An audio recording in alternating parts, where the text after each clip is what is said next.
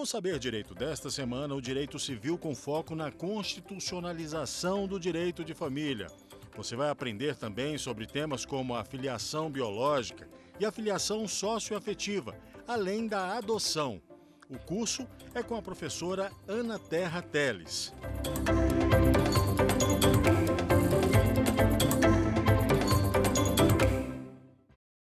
Olá, seja muito bem-vindo ao Saber Direito. Eu sou a professora Ana Terra Teles e nós estamos falando sobre direito de família, mais especificamente sobre filiação. Essa é a nossa aula número 3. Na primeira aula, nós falamos sobre a constitucionalização do direito de família. Na segunda aula, tratamos sobre a filiação biológica. E agora, nessa aula, nós trataremos sobre a adoção, um instituto tão importante presente no ordenamento jurídico brasileiro. Primeiro, a gente precisa saber que a adoção, ela é uma medida excepcional.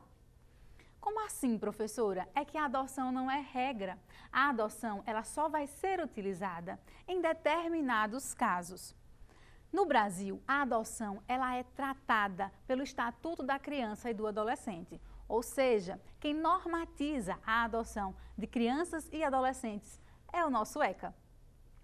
Já o Código Civil, ele trata sobre a adoção de maiores, ou seja, a adoção de pessoas com mais de 18 anos. O que o ECA fala sobre a adoção? O ECA diz que a adoção é uma medida excepcional e é irrevogável. O que ele quer dizer quando traz a palavra excepcional?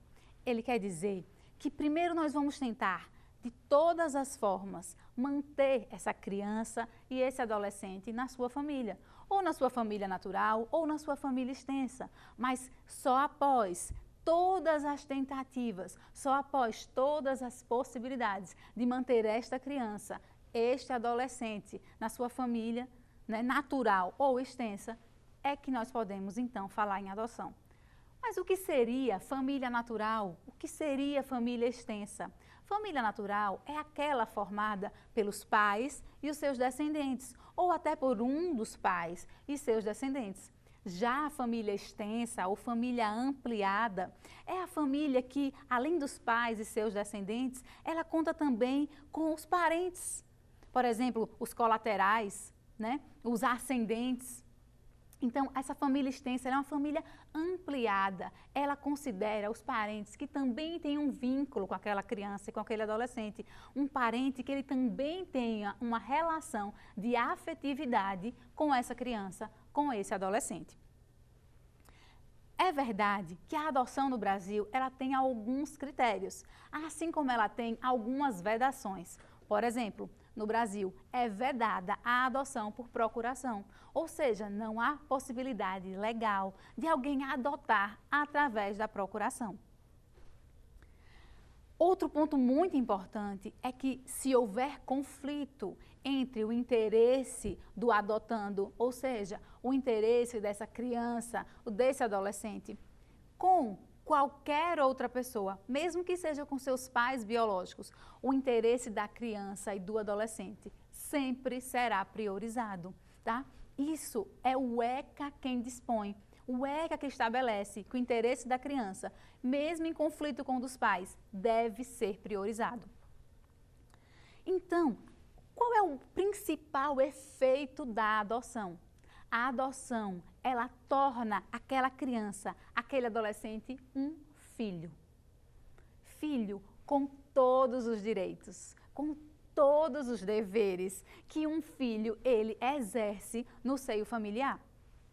Então, se durante muitos anos no Brasil a adoção, ela não estabelecia, né, não concedia, não dava direito à sucessão hereditária, por exemplo, quando os pais, os adotantes, eles já possuíam outros filhos, né, filhos legítimos, não é mais o caso no Brasil.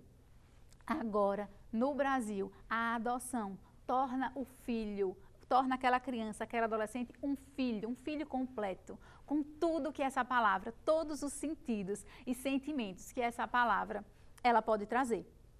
Então, O adotado, o filho, a criança, o adolescente, ele passa a integrar aquela família. Então, ele passa a ter um avô, ele passa a ter irmãos, ele passa a ter colaterais. E ele assim vai funcionar nessa família para todos os efeitos, inclusive para a sucessão hereditária. Então, digamos, o pai adotante faleceu, esse adotado vai herdar daquele pai.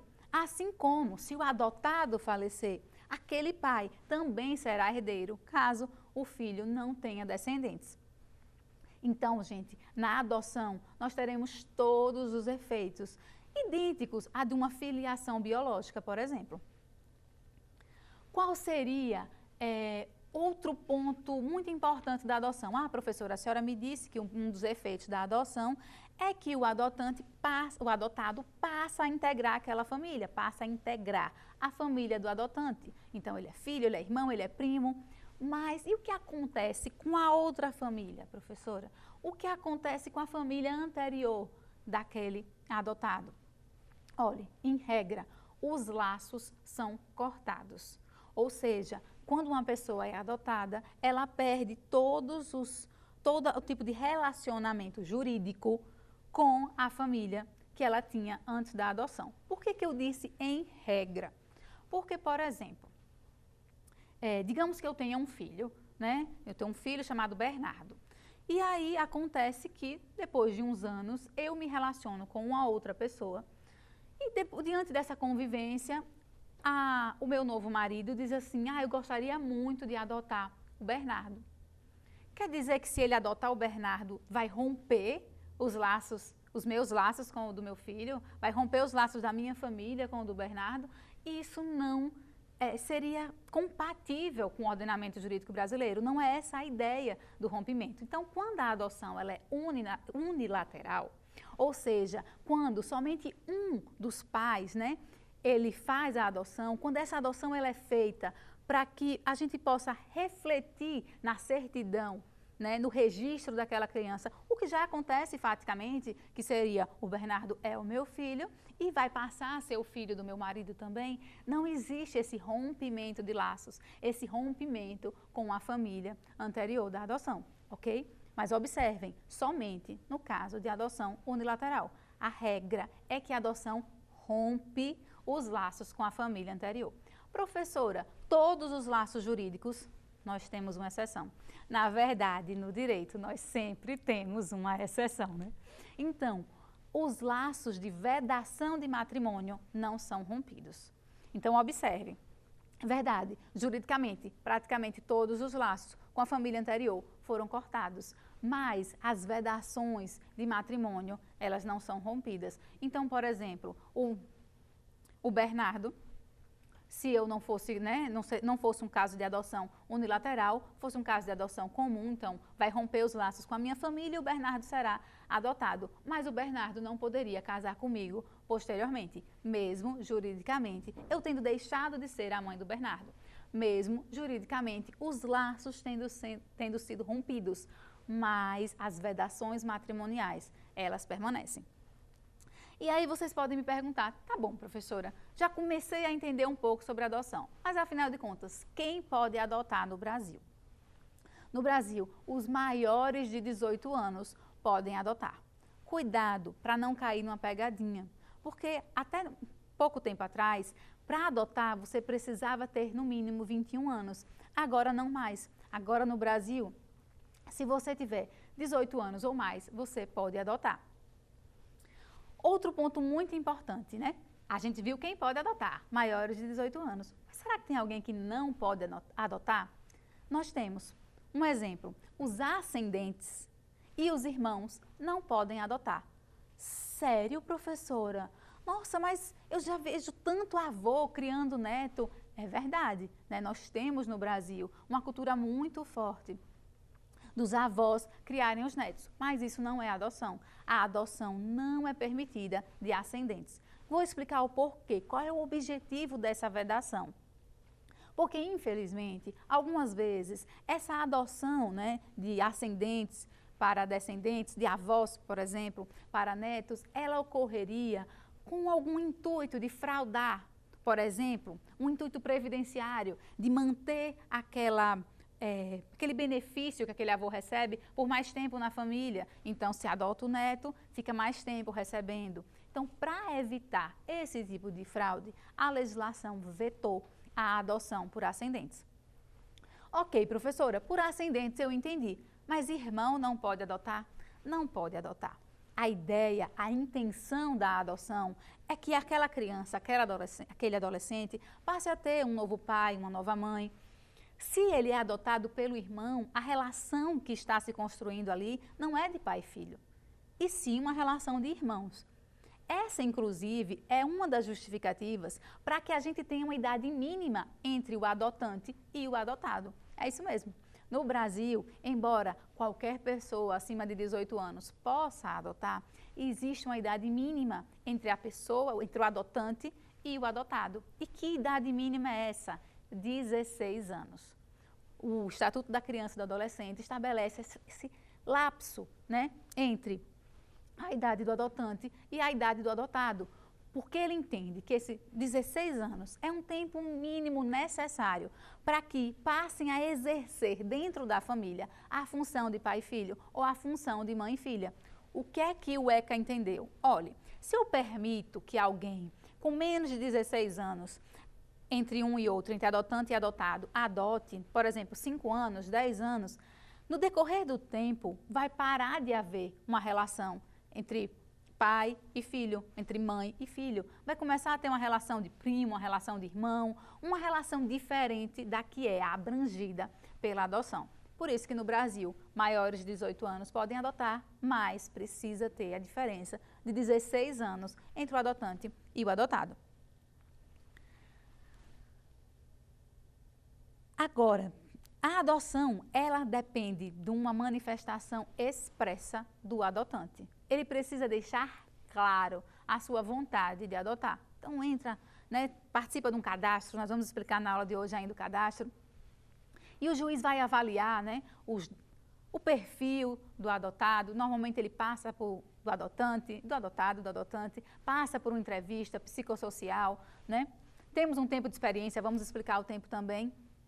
Mas digamos que no decorrer de todo esse processo, ele já deixou clara a sua vontade inequívoca, e aí no fim do processo ainda não saiu a adoção, já transcorreu todo o prazo de convivência, tudo certo, mas não foi decretada a adoção. O que é que acontece? Mesmo assim, pode haver adoção. Observe o que eu estou falando. Vamos lá de novo. O adotante demonstra todo o seu interesse na adoção, segue todo o percurso do processo de adoção, né? Quem está acostumado no Brasil sabe que ele não é tão curto. E aí, quase no final do processo, antes de dizer, olha, é seu filho, está aqui, registre direitinho, ele falece. O adotante falece. O que é que acontece? A adoção, mesmo assim, pode prosseguir. Né? É estranho a gente pensar no primeiro momento, um adotante falecido, mas observe, ele deixou claro durante a vida dele que esse era o objetivo dele, que essa era a intenção dele, adotar aquela pessoa. Por isso que o direito permite. Outro ponto importante, a adoção, ela só vai ser deferida quando ficar claro que ela é uma vantagem para aquela criança e para aquele adolescente. Muitas vezes as pessoas perguntam, poxa, professora, tanta criança sendo adotada, querendo ser adotada, tanta gente querendo adotar, e parece que essa conta nunca fecha, né? Está faltando alguma coisa? Primeiro que é uma responsabilidade muito grande do Estado. O Estado realmente precisa avaliar, né, todo o perfil daquele adotante para ter certeza que ele está colocando aquele adotado na melhor família possível, para que ele possa ter um desenvolvimento completo. Lembre que a gente está falando aqui, inicialmente, né, das regras do Estatuto da Criança e do Adolescente, ou seja, nós estamos tratando de adolescentes, tratando de adoção de seres em formação, crianças e adolescentes, seres que precisam de uma estrutura emocional, né, principalmente, para se desenvolver. Aí pode surgir outra dúvida. Tá bom, professor, entendi. Maior de 18, idade entre eles 16, e tutor e curador? Tutor e curador podem adotar?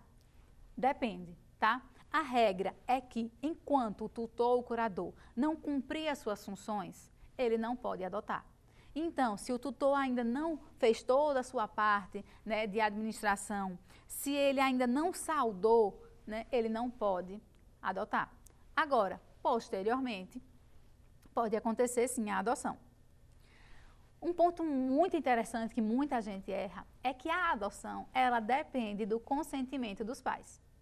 Como assim, professora? Exatamente. Em regra, a adoção depende do consentimento dos pais. Existe exceção? Sempre, né? Estamos falando de direito. Qual seria a exceção? Quando os pais não existem, né? Eles podem ser falecidos, ou eles podem não ser falecidos, mas não serem encontrados, né? Olha, vamos usar o exemplo do Bernardo. O Bernardo tem um pai e uma mãe registral, mas nós temos mais de 5 anos que não temos notícias dos pais de Bernardo. Então, vai deixar que ele não seja adotado, porque esses pais não estão sendo encontrados. Esse não é o melhor interesse da criança. Então, não combina com o nosso ordenamento jurídico. Então, vamos lá. A regra é que precisa de consentimento. Acontece que, por muitas vezes, esse consentimento não é viável, né? Os pais não existem, os pais não podem dar esse consentimento. Por exemplo, os pais estão em coma, como é que vai dar esse tipo de consentimento? Ok, não são encontrados da mesma forma. Então, o juiz ele vai poder, sim, suprir essa ausência de consentimento.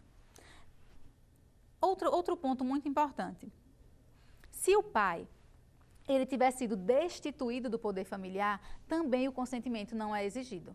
Observe, regra, consentimento. Os pais estão ausentes ou não podem dar o consentimento, não será exigido. E se o pai tiver sido, pai ou mãe, né, destituído do poder familiar, e aí lembre que o nosso Código Civil traz, né, em que circunstâncias nós podemos fazer isso, se ele tiver sido destituído do poder familiar, então ele também não precisa dar consentimento. Não existiria razão, né?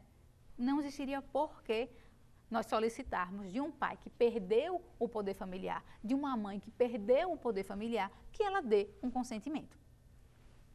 Agora, se nós temos essas exceções, né, do consentimento dos pais, nós temos que lembrar também que a criança, o adolescente, a partir de determinada idade, ela precisa ser ouvida.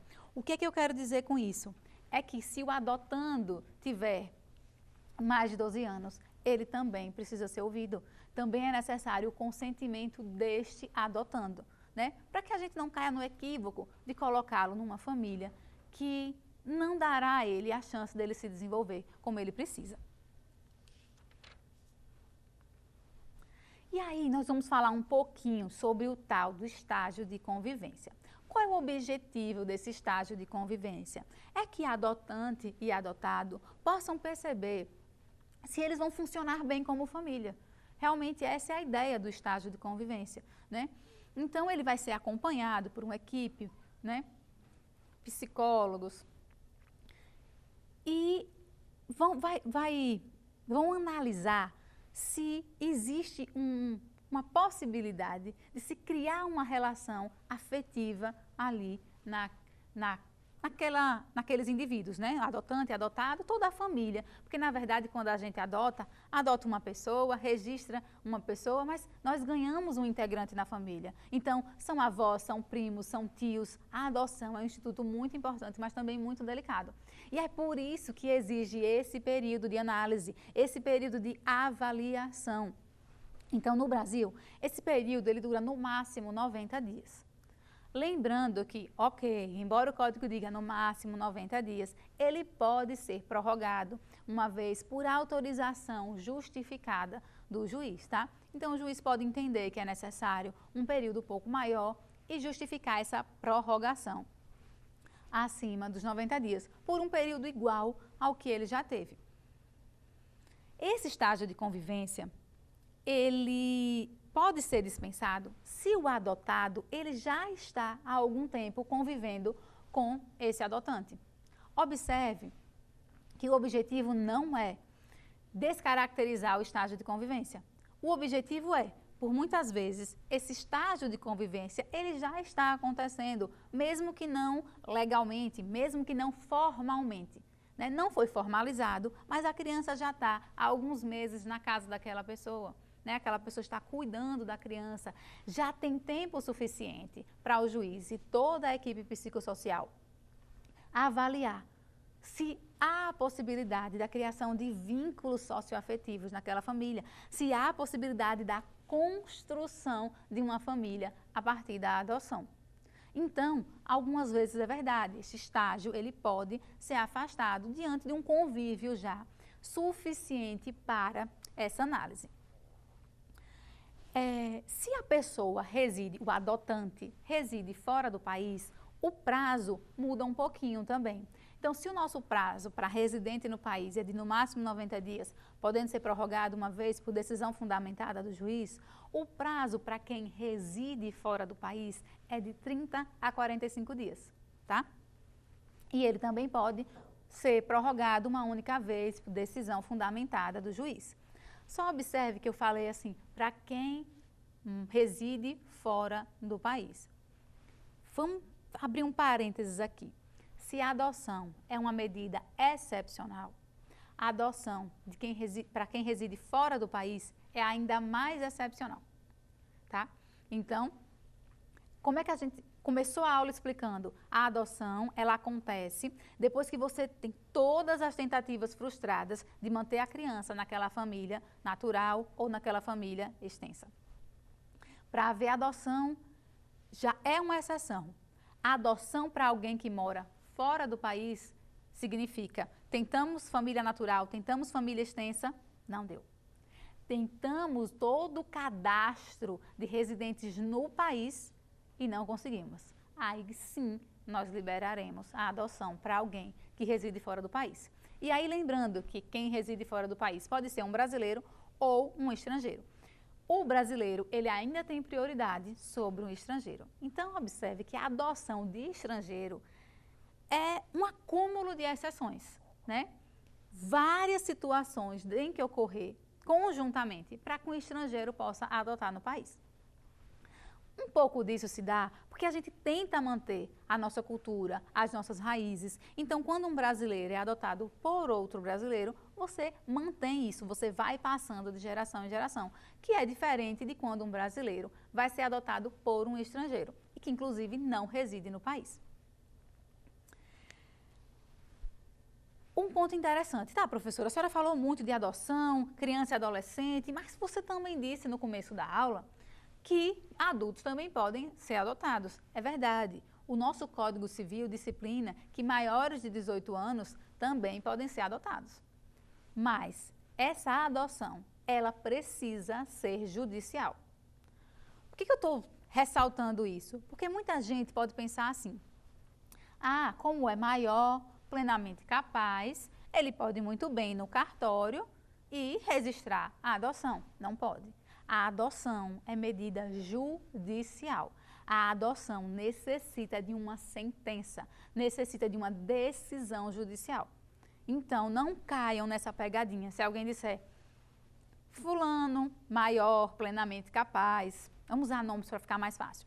João, maior, plenamente capaz, gostaria de ser adotado por Valentina, também maior, plenamente capaz, possuem 16 anos de diferença entre adotante e adotado, foram no cartório e averbaram a adoção. Mentira, tá?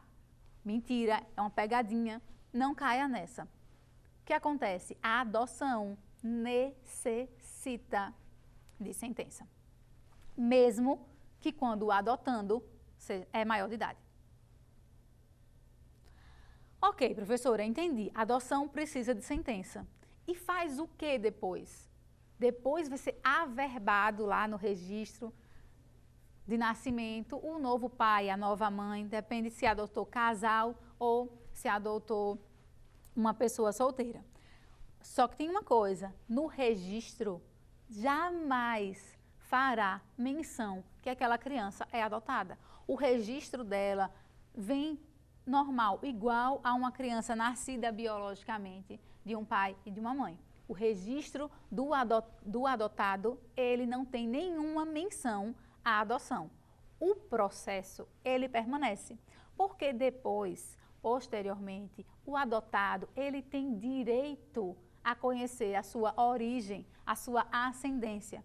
Então, ele vai poder ter acesso àquele processo. Mas, no registro, nos documentos, no que ele expõe no dia a dia à população, ele jamais haverá qualquer referência à adoção. Tá bom, professora. Adotou, muda o quê na certidão da pessoa, então, já que não pode ter o registro da adoção? Bom, primeiro, você muda o nome dos pais, né? Você poderia não ter e passa a ter, você poderia ter o nome dos pais biológicos, foram retirados e passa a ter o nome dos pais adotivos, que essa expressão é terrível, né? Pais adotivos, pai é pai, gente. Mas eu estou falando assim para que a gente vá entendendo, construir, né, da matéria. Você vai ter o nome dos avós. Sim, um adotado, ele também ganha, né, os seus respectivos avós. Mas sabe uma coisa interessante? Além do adotado ganhar o nome do pai, dos avós, ganhar aquele nome de família, né, ganha o sobrenome, o patronímico, o nome da família que ele passa a ostentar, ele passa a divulgar na sociedade, ele também pode mudar o prenome. Sim, interessante, né? Então, com a adoção, eu me chamo Maria, mas agora, após a adoção, vai se chamar Valentina. Existem duas possibilidades da mudança do prenome na adoção. Uma é se o adotante quer trocar o nome e a outra é se o adotado gostaria de trocar o nome. Toda vez que a decisão parte do adotante, ou seja, eu sempre quis ter uma filha chamada Valentina, então vou trocar o nome de Maria para Valentina. Maria Valentina, ela precisa ser ouvida, ou seja, a criança, a adolescente, ela precisa ser ouvida se realmente ela gostaria de mudar aquele prenome. A gente tem que observar, venho batendo nessa tecla no decorrer das aulas, que o nome, ele é um elemento de identificação da pessoa. Então, talvez Maria se veja de uma forma que não seja a melhor opção para ela ser transformada em Valentina. Ou talvez, para ela, Maria, ela quer tanto mudar de vida, que se chamar Valentina também seja uma opção de recomeçar. Então, tudo isso vai depender da análise do caso concreto e, principalmente, que as partes sejam ouvidas. A criança e o adolescente, ele precisa ser ouvido. A vontade dele precisa ser levada em consideração. Professora, ok. A senhora disse que o adotado, ele tem direito a olhar o processo dele de adoção. É isso mesmo. O processo fica guardado. Quando o adotado ele faz 18 anos, ele pode olhar, né, verificar o processo de adoção, porque ele pode tentar buscar os pais biológicos dele. Ele tem direito a essa ancestralidade. Então quer dizer que só quando ele tiver 18 anos? Não necessariamente. Quem tem menos de 18 anos também pode ter acesso ao processo. É uma medida excepcional. A regra é quem tem mais de 18 anos. Para que quem tem menos de 18 anos possa ter acesso ao processo, é necessário não somente uma autorização, mas também um acompanhamento. Ou seja, aquela equipe multidisciplinar vai acompanhar aquela criança, aquele adolescente, para que ele tenha acesso àquele processo sem que lhe cause nenhum tipo de prejuízo, né? Prejuízo emocional, sem que lhe cause prejuízo. Então, pode sim, excepcionalmente, um menor de 18 anos também ter acesso ao processo. Quanto ao cadastro, as comarcas, elas mantêm um cadastro de crianças que necessitam de adoção. No Brasil, nós também temos cadastros, cadastro nacional, cadastro estadual, né? E cada vez mais nós estamos lutando para fortalecer esses cadastros, para melhorar esses cadastros, para que a gente consiga, de forma mais rápida, que esse filho, né, que está buscando um pai ou uma mãe, encontre esse pai e essa mãe que tanto procuram por um filho.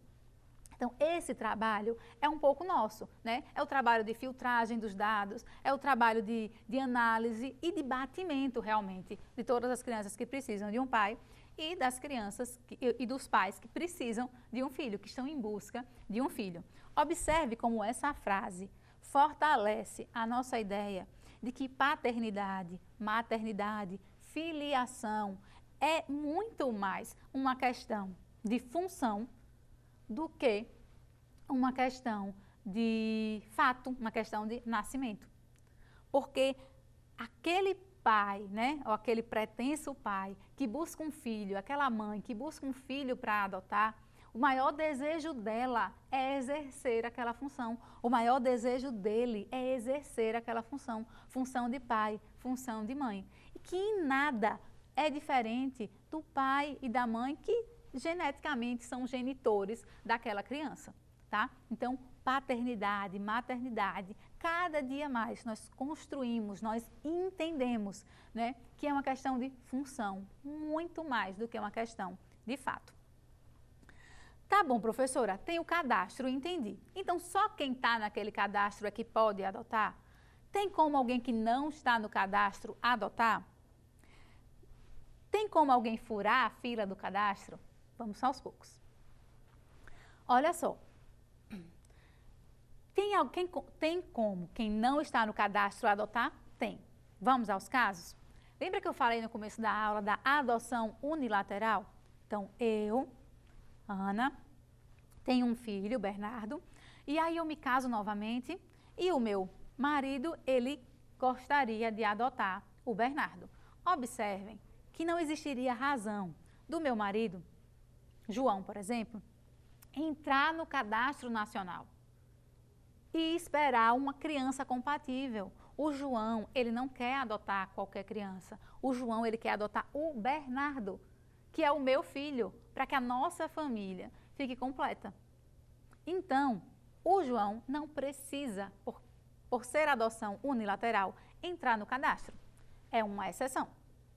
Quer ver outra exceção? Digamos que o Bernardo, meu filho, eu faleci, o pai biológico do Bernardo também, e o Bernardo está para ser adotado.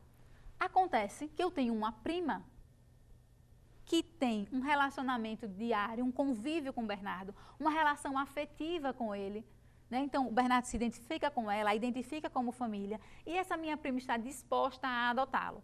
Ela tem mais de 18 anos, ela tem a diferença de idade, né, que a legislação exige. Será que ela ia precisar entrar no cadastro, esperar a fila? Também não tem lógica, também não é esse o objetivo do cadastro. Então, um parente que já possua uma relação de afetividade com aquela criança, um parente que a criança já o identifica como da família, que ele já tem uma relação, ele pode sim adotar, mesmo sem estar no cadastro. E nós temos uma terceira exceção, que é de quem já está com a tutela daquela criança. Então, se a criança for maior de 3 anos, né, e se provar que aquele convívio, né, daquela tutela foi suficiente para criar um laço entre a criança e o tutor, também ele vai poder adotar sem precisar do cadastro. Observem, cadastro é regra, mas nós temos 3 importantes exceções. Adoção unilateral, adoção por parente e a adoção do tutor, passado aquele tempo e comprovado sempre a relação de afetividade. Ok, vimos cadastro, vimos quem pode adotar fora do cadastro e dá para furar a fila do cadastro? Sem ser esses 3 casos que a gente falou, que são pessoas que não estão no cadastro. Agora eu estou perguntando dá para ser mais rápido? Já estou cadastrado, professora, não sou nenhum desses 3 casos, posso andar mais rápido na fila do cadastro? Pode. Você tem 4 opções. A primeira é se você pretende adotar uma criança com deficiência. Então, você como adotante, você vai mais rápido naquele cadastro. A segunda é se você pretende adotar uma criança ou uma adolescente que possua uma doença crônica. Você também tem prioridade no cadastro. A terceira é se você pretende adotar uma criança ou adolescente que tem necessidades específicas de saúde. Ou seja, as 3 primeiras, elas se parecem um pouco. Deficiência, doença crônica e necessidades específicas de saúde. E a quarta é se você pretende adotar um grupo de irmãos. Essas 4 opções fazem com que o pretenso adotante, ele suba mais rápido no cadastro, ele tem prioridade, tá? Porque legislação entende que essas crianças também têm prioridade. Essas crianças, elas necessitam o quanto antes de uma família que a ampare, de uma família que cuide delas. Então, por isso que os adotantes, eles têm prioridade. Vamos só fixar 4 formas de você ter prioridade no cadastro de adotante. 1, quando você quer adotar uma criança com deficiência. 2, quando você pretende adotar uma criança com doença crônica. 3, quando você pretende adotar uma criança que tem necessidades específicas de saúde. E 4, quando você pretende adotar um grupo de irmãos. A adoção de grupos de irmãos, ela é incentivada e muito importante, né? Se os pais faleceram, se os pais abandonaram os filhos, essas crianças não devem pagar, né? Sofrer as consequências dos atos dos pais. Então, quando você pega um grupo de crianças, né, um grupo de irmãos, e você os separa, de alguma forma você viola a dignidade desses irmãos. É óbvio que eu não estou dizendo assim, professora, então não adota, se não for adotar irmão, não adota, deixa a criança lá para sempre no abrigo. Não é essa a ideia. Mas, se a gente tiver uma forma de fazer com que eles sejam adotados juntos, para que eles possam viver como irmãos, é muito importante. E facilita também para eles a transição, facilita a adaptação, porque eles vão ter aquele ponto de referência, aquela pessoa conhecida, aquele olhar conhecido, aquele abraço conhecido, aquele aconchego, que é você ter um irmão. Então, observe, adotar um grupo de irmãos deve sim ser uma prioridade, né? Deve ser um dos motivos de você ter prioridade na lista, no cadastro de adotantes.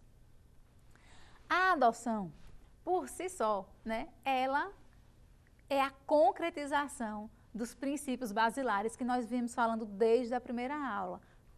Dignidade da pessoa humana e afetividade. E a adoção de irmãos, ela é ainda mais delicada, ou seja, ela tenta ainda mais concretizar esses princípios. Ok, professora, acho que entendi. Adotante maior de 18 anos, diferença mínima de 16 anos entre a idade do adotante e a idade do adotado. O adotado passa a integrar a família do adotante com todas as suas características, todos os seus direitos e deveres também, inclusive pensão alimentícia, todos os direitos.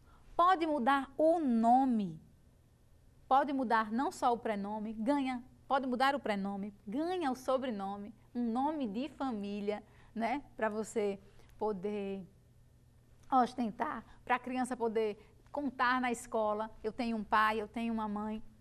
E também temos alguns efeitos patrimoniais, não vamos esquecer disso. Então, é verdade, nós passamos a ter, por exemplo, a obrigação de alimentos. Muito bom a gente lembrar que a obrigação de alimentos ela é recíproca, tá? Então, é verdade, agora criança e adolescente, ele está sendo adotado, a regra é que ele passe a receber alimentos caso seja necessário. Mas a gente tem que lembrar que, passado um tempo, a adoção é irrevogável, combinamos, né? Falamos isso no começo da aula.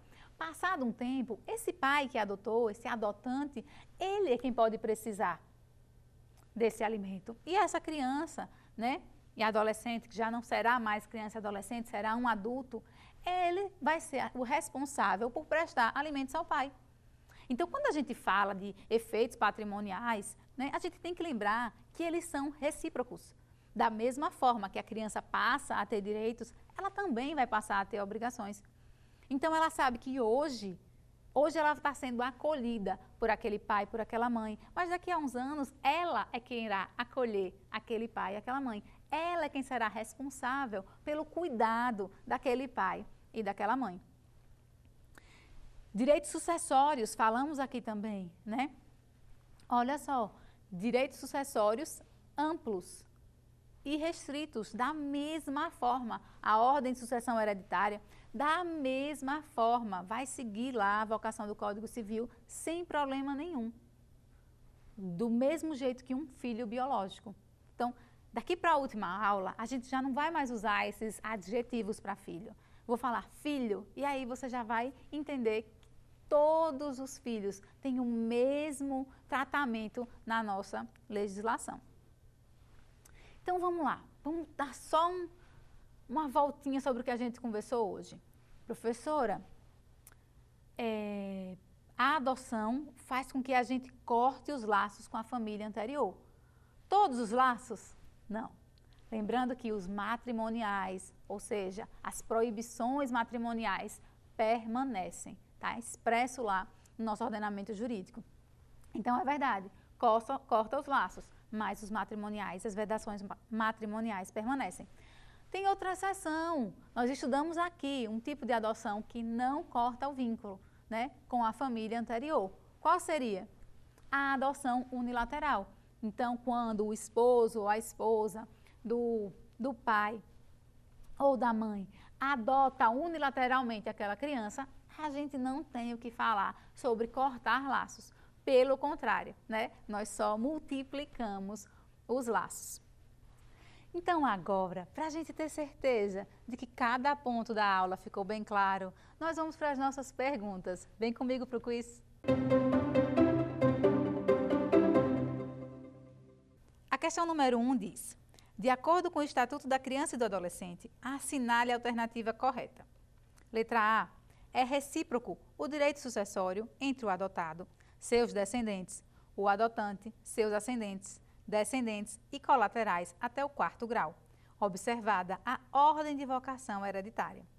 A letra B fala: podem adotar os maiores de 21 anos, independentemente do estado civil. Na letra C temos: podem adotar os ascendentes e os irmãos do adotando. Na alternativa D, o adotante há de ser, pelo menos, 20 anos mais velho do que o adotando. A alternativa correta é a assertiva A. Agora nós vamos entender por que as outras alternativas têm algum equívoco. A letra B, ela fala: podem adotar os maiores de 21 anos. Eu deixei claro para vocês essa pegadinha. Ora, é verdade, no Brasil já existia uma legislação que dizia que somente os maiores de 21 anos podiam adotar. Mas agora, o nosso Estatuto da Criança e do Adolescente, o famoso ECA, diz que os maiores de 18 anos estão aptos para adotar. Então, esse é o equívoco da alternativa B. Vamos para a alternativa C. A alternativa C diz: podem adotar os ascendentes e os irmãos. Nós vimos aqui na nossa aula que nem ascendentes nem irmãos podem adotar. Os ascendentes são vedados diante do medo da gente fraudar, por exemplo, o direito previdenciário. Já os irmãos são vetados porque entende-se que não cumpriria a função social da adoção se um irmão adotasse o outro, porque a relação que nós formaríamos ali era de irmãos e não de pais e filhos, que é o objetivo da adoção. A alternativa D, ela diz: o adotante há de ser, pelo menos, 20 anos mais velho do que o adotado. Nós vimos aqui na aula hoje, batemos na tecla que realmente é verdade. Existe um tempo mínimo, né, de distância, de idade entre o adotante e o adotado, mas não são 20 anos, e sim 16. Então é por isso que essa alternativa também está equivocada. Já a letra A, que é a resposta, ela é letra de lei, né? Exatamente o que nosso Estatuto da Criança e do Adolescente, ele fala. Vamos para a nossa questão número 2. O que diz a questão número 2? De acordo com o Código Civil Brasileiro, a adoção de maiores de 18 anos, julgue os itens. A. Depende da assistência efetiva do poder público e de sentença constitutiva. B. Pode ser realizada por ato extrajudicial, mediante averbação em registro público, sem necessidade de consentimento de pais biológicos. C. Pode ser realizada por ato extrajudicial, mediante averbação em registro público, com necessidade de consentimento dos pais biológicos, quando estes forem conhecidos. D. Pode ser realizada por sentença judicial ou ato extrajudicial, mediante averbação em registro público, desde que todos os envolvidos estejam de comum acordo. Pessoal, a resposta correta é a letra A. E aí vou dizer que essa questão realmente ela tem algumas pegadinhas, porque ela leva o aluno a ficar olhando com consentimento, sem consentimento, todos os envolvidos, ou não todos os envolvidos, consentimento de A, não consentimento de B, e deixa o aluno confuso, quando, na verdade, ele só precisava olhar um detalhe. Foi que nós conversamos, a adoção de maior de 18 anos, que está lá tratada no nosso Código Civil. Observe, a adoção de crianças e adolescentes é tratada pelo ECA, mas a adoção de maior de 18 anos é tratada pelo nosso Código Civil. Ela depende de sentença. Ela precisa que haja decisão judicial. Então, se a gente observar, todas as alternativas, com exceção da A, elas trazem uma possibilidade não judicial de adoção. Olha, na B, ela fala, pode ser realizada por ato extrajudicial. Falso, não precisa ler mais nada depois daquilo. Na C, ela diz, pode ser realizada por ato extrajudicial. Falso, não precisa nem saber o que vem depois disso na questão. Na letra D, ela diz, olha a pegadinha, pode ser realizada por sentença judicial ou por ato extrajudicial. Falso. A adoção sempre, ela necessita de uma sentença judicial. Ela necessita de uma decisão judicial. Então, todas as alternativas que trazem a possibilidade de adoção extrajudicial estariam incorretas. Por isso que a nossa letra A é a única correta. Vamos agora para a nossa questão número 3.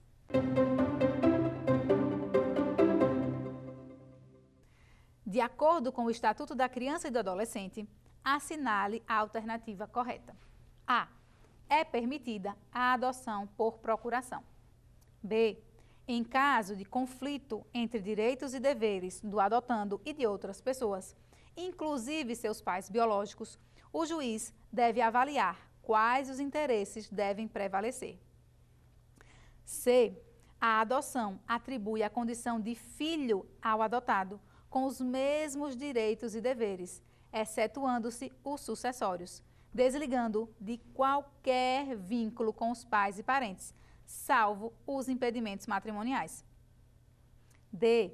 Se um dos cônjuges ou concubinos adota o filho do outro, mantém-se os vínculos de filiação entre o adotado e o cônjuge ou concubino do adotante e os seus respectivos parentes. Então vamos lá, qual é a assertiva correta? A assertiva correta é a letra D.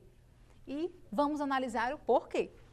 A letra A, ela diz, é permitida a adoção por procuração. Nós vimos aqui que o Estatuto da Criança e do Adolescente veda, proíbe, não permite a adoção por procuração. Sempre bom o aluno analisar o caput da questão, ou seja, a pergunta, ela deixa claro qual é a norma que ela está se referindo. No nosso caso, a nossa é o ECA, Estatuto da Criança e do Adolescente. Vamos para a alternativa B. O que é que ela disse? Em caso de conflito entre direitos e interesses do adotando e de outras pessoas, inclusive seus pais biológicos, o juiz deve avaliar quais os interesses que devem prevalecer. Nós discutimos isso na aula de hoje. Em caso de conflito, o interesse que prevalece é o da criança e do adolescente. Então, essa pegadinha de o juiz deve avaliar que interesse deve prevalecer, meu aluno não cai. O interesse é o da criança e do adolescente. Vamos à alternativa C. A adoção atribui a condição de filho ao adotado, com os mesmos direitos e deveres, excetuando os sucessórios, desligando de qualquer vínculo com os pais e parentes, salvo os impedimentos matrimoniais. A questão, ela está quase certa em relação a desliga os vínculos com exceção dos materiais, mas essa história de excetuando os efeitos sucessórios, isso é mentira. Nós vimos aqui que é verdade, no Brasil já tivemos uma fase em que a legislação dizia que se o pai adotante tivesse filhos legítimos, tivesse, digamos, filhos biológicos, o filho adotado não teria direitos sucessórios. Mas essa não é mais a nossa legislação. né? A nossa legislação diz que o filho adotivo, ele tem todos os efeitos sucessórios, tanto os direitos quanto as responsabilidades, tanto os direitos quanto os deveres. Então, esse é o erro dessa alternativa, quando ela fala, com exceção dos direitos sucessórios, com exceção dos efeitos sucessórios. Essa é a mentira dessa alternativa. Já a alternativa D, né, ela é exatamente o que nós explicamos aqui sobre a adoção unilateral. A adoção, em regra, ela corta o vínculo com a família anterior, mas isso não ocorre com a adoção unilateral, porque não seria compatível com o objetivo da adoção unilateral você cortar o vínculo com a família do adotante, com a família da mãe ou do pai do adotante. Eita, que a nossa aula hoje foi recheada. Falamos sobre o Instituto da Adoção, tão importante na legislação brasileira. Um instituto que concretiza os princípios da dignidade humana e da afetividade, que nós vamos falando no decorrer dessas aulas. Então, o que a gente falou na aula de hoje? 1. Quem pode adotar no Brasil? 2. Existe uma diferença entre a idade do adotante e a idade do adotado? Deixamos bem claro na nossa aula. 3. Quem não pode adotar, né? Ascendentes, irmãos, e o porquê eles não podem adotar? Ai, professora, e a adoção de estrangeiro? Tratamos aqui também a exceção da exceção. O que a gente falou mais? Falamos dos efeitos da adoção, ou seja, efeitos em relação ao nome, efeitos patrimoniais, direito à sucessão, direito aos alimentos. Falamos ainda da possibilidade de alteração, inclusive do pré-nome diante da adoção. Observe que o direito ao nome integra o rol de direito à personalidade. É um direito que externaliza para a sociedade a que família aquela pessoa pertence. Então, a adoção, ela é tão importante, tão respeitada no ordenamento jurídico brasileiro, que ela possibilita não somente que você ganhe o sobrenome, os nomes de família dos adotantes, como também que você possa alterar o seu prenome e começar uma nova vida com ele. Falamos ainda do Cadastro Nacional de Adotantes, da possibilidade de adoção por pessoas que não integram esse cadastro. Falamos também da possibilidade de você conseguir ir um pouco mais rápido no cadastro e adotar mais rapidamente. Por exemplo, se você tem interesse em adotar uma criança que possua uma deficiência ou que possua uma doença crônica ou ainda uma criança que necessite de cuidados específicos em relação à saúde. E mais, se você deseja adotar um grupo de irmãos, então você vai ter prioridade no cadastro. Na próxima aula, nós vamos falar de um tema tão importante quanto a adoção. A adoção é um tema já consolidado, um nome que soa bem familiar aos nossos ouvidos. Na próxima aula, falaremos sobre a filiação socioafetiva, a possibilidade de uma maternidade ou de uma paternidade socioafetiva. Falaremos sobre a distinção de conceitos como genitor e pai. Explicaremos que nem sempre no Brasil a mesma pessoa exerce a função de pai e genitor. Vamos explicar como essa paternidade ou maternidade, essa filiação socioafetiva, como ela se forma, quais são as suas características essenciais para que ela se concretize. Falaremos ainda qual o posicionamento do nosso ordenamento jurídico sobre o tema. O que a doutrina anda discutindo em sede de paternidade socioafetiva? Como ocorreu toda essa evolução no nosso direito de família para que hoje eu pudesse estar aqui conversando com você sobre isso. Vamos tratar ainda quais são as consequências dessa paternidade socioafetiva. Será que esse filho socioafetivo, será que esse pai e essa mãe socioafetiva, eles têm as mesmas obrigações do que um pai e uma mãe biológico, do que um filho biológico? Ou será que nós teremos novas consequências? Trataremos ainda da multiparentalidade. Nossa, professora, essa agora foi diferente. Pois então, se você deseja, saber um pouco mais sobre essa paternidade socioafetiva, essa maternidade socioafetiva, essa filiação marcada pela característica da afetividade, marcada pela forma que essas pessoas elas se relacionam perante a sociedade. Se você tem interesse de entender como o nosso Superior Tribunal de Justiça, o nosso Supremo Tribunal Federal, como o STJ, STF e os principais tribunais do país andam discutindo, andam decidindo sobre esse tema, vem comigo na próxima aula. Quer dar uma sugestão de tema para os cursos do Saber Direito? Então mande um e-mail para a gente, saberdireito@stf.jus.br, ou entre em contato por WhatsApp. O número é esse que aparece na tela. Você também pode acompanhar as aulas pela internet. Acesse tvjustiça.jus.br ou o nosso canal no YouTube, TV Justiça Oficial.